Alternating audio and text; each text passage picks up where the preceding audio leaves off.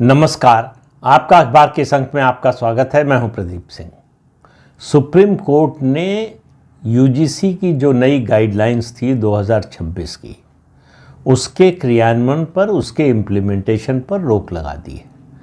कहा है कि 2012 की जो गाइडलाइंस हैं वही ऑपरेशन में रहेंगे और इन गाइडलाइंस पर जो टिप्पणी की है बात असली वो है, ये जो नई गाइडलाइंस है। कहा कि ये बहुत वेग है, ये जो है ये समानता को बढ़ावा देने की बजाय असमानता को बढ़ावा देने वाली गाइडलाइंस है। 2 सदस्यों की खंडपीठ ने कहा कि ये मामला अब 19 मार्च को सुना जाएगा। सभी पक्षों को नोटिस जारी हो गया है, लेकिन जो टिप्पणियां की है सुप्रीम कोर्ट ने वो ध्यान देने लायक है।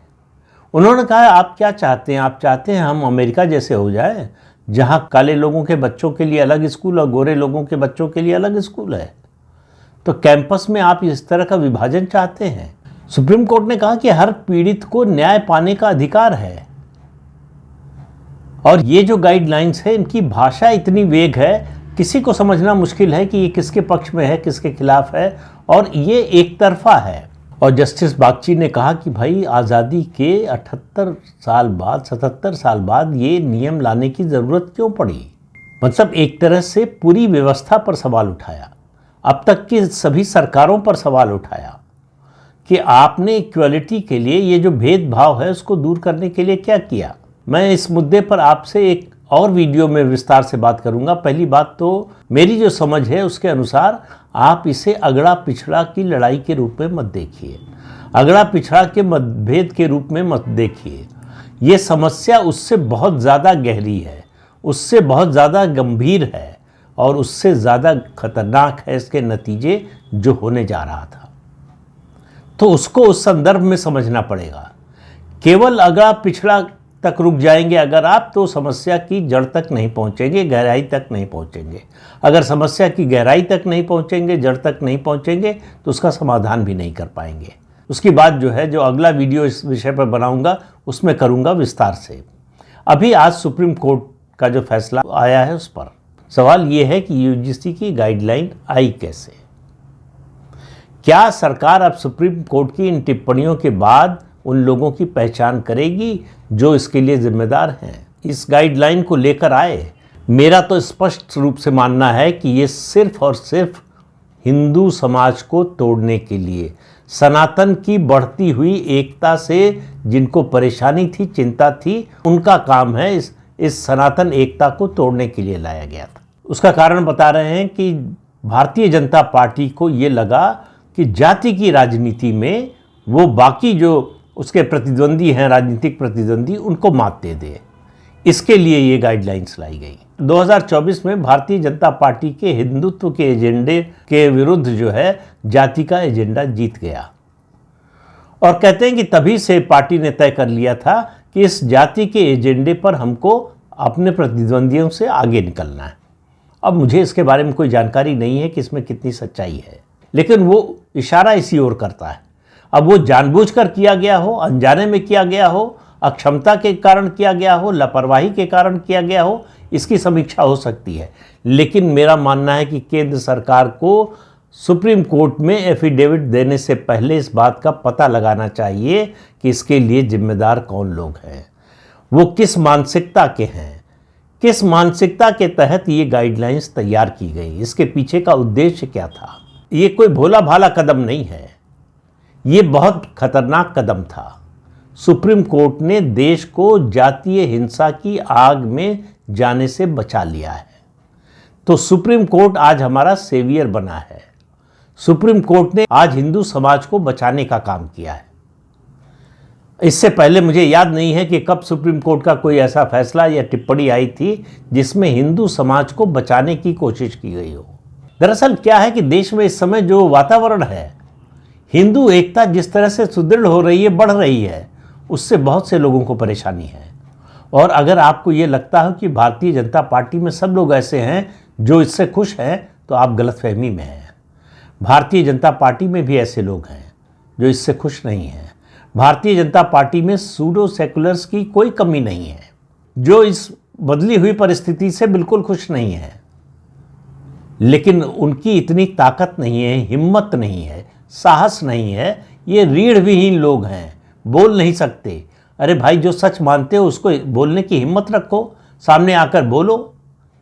तो वो बोलने की भी हिम्मत नहीं है, लेकिन पीछे से षड्यंत्र करेंगे।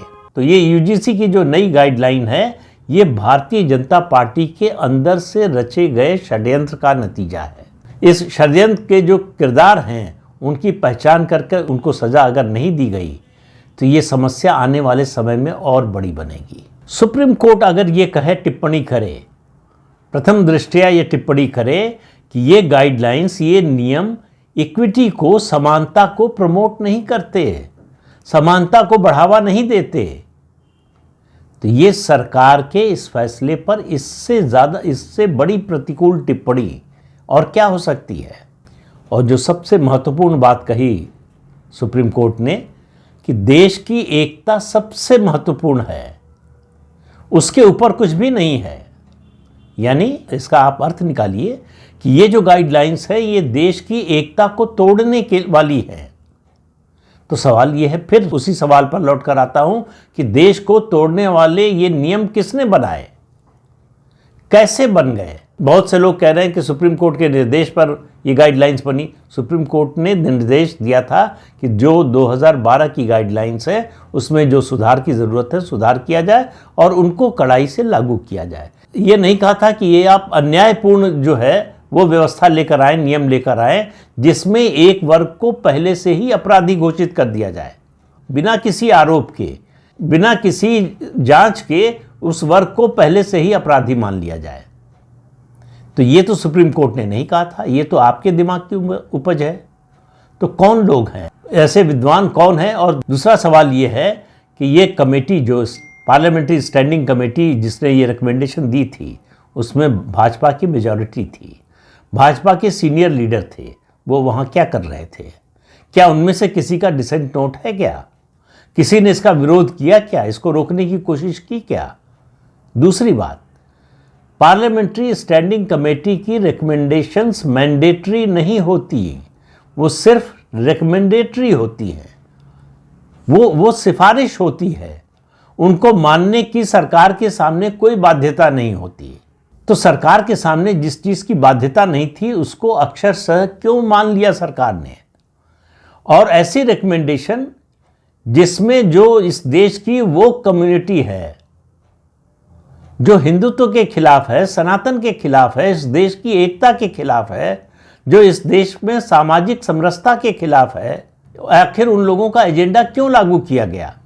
जो सिफारिश याचिकाकर्ताओं की वकील ने की थी उन सबको एक तरह से अक्षरशः स्वीकार कर लिया गया। ऐसा कब होता है किसी कमेटी में? तभी होता है जब सब एकमत हो, आम राय हो। जब तो इसका मतलब है कि भाजपा के जो 16 सदस्य थे कमेटी में, वो इन रिकमेंडेशन से सहमत थे, उनको इसमें कुछ गलत नहीं दिखाई दे रहा था। तो उनकी समझ पर भी सवाल उठता है, उनकी निष्ठा पर भी सवाल उठता है। या तो वो बताएं कि उनकी क्या मजबूरी थी, या तो वो बताएं कि क्या उनको इसके लिए मजबूर किया गया था। अभी तक किसी का ऐसा कोई बयान नहीं आया, बल्कि कुछ लोग, 2-3 लोग बहुत फूहड़ तरीके, मेंबर्स की बात नहीं कर रहा हूं, 2-3 लोग बहुत फूहड़ तरीके से इसका बचाव करने की कोशिश कर रहे हैं। वो और बुरा हो रहा है, वो और मतलब आग में घी डालने का काम कर रहे हैं। तो सुप्रीम कोर्ट के इस फैसले ने न केवल समाज को बंटने से बचा दिया, न केवल जाति की हिंसा से बचा दिया, साथ ही साथ भारतीय जनता पार्टी और केंद्र सरकार को बहुत बड़ी मुश्किल, बहुत बड़े संकट से भी उबार लिया। ये काम आज जो सुप्रीम कोर्ट ने किया है, ये काम, पहले तो ये गाइडलाइन आ रही ही नहीं चाहिए थी, आ गई तो इस पर तुरंत सरकार को एक्शन लेना चाहिए था, इस पर स्टे लगाना चाहिए था कि इसको हम लागू नहीं कर रहे हैं, हम इस पर पुनर्विचार कर रहे हैं। लेकिन सरकार में कि या तो हिम्मत नहीं हुई या तो नीयत नहीं थी, दो में से एक ही बात हो सकती है।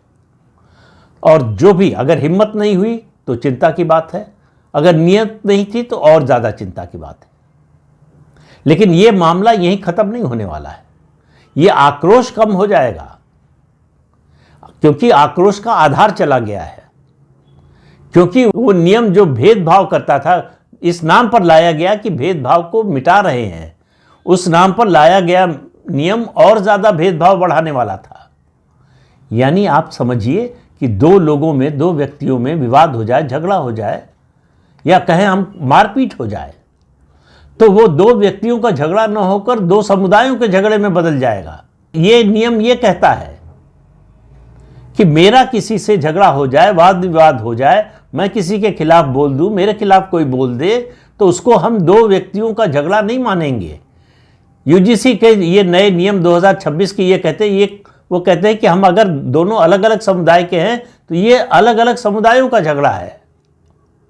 अब आप समझिए कितनी बड़ी साजिश थी, और इस साजिश का बीज बोया था अंग्रेजों ने, जिसको खाद पानी देकर हम पिछले 79-80 सालों से इसको बढ़ा रहे हैं, पल्लवित तो पुष्पित कर रहे हैं।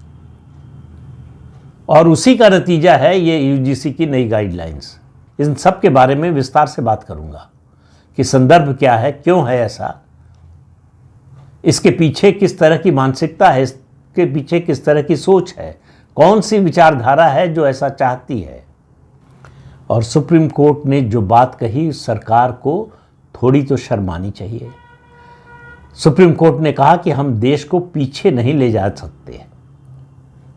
मतलब निष्कर्ष ये है कि सुप्रीम कोर्ट कह रहा है कि ये नई गाइडलाइंस देश को पीछे ले जाने वाली हैं, देश को उस युग में ले जाना चाहती हैं जहां से हम निकल कर आ चुके हैं, आगे बढ़ चुके हैं, हमको फिर लौटाकर उसी युग में ले जाना चाहती हैं। इसलिए कह रहा हूं कि सुप्रीम कोर्ट ने रोक लगा दी है, नई कमेटी गठित करने की बात की है, जिसमें एक एडमिनिस्ट्रेशन हो, जिसमें कानून के जानकार हों और दूसरे प्रबुद्ध लोग हों, वो सब होगा।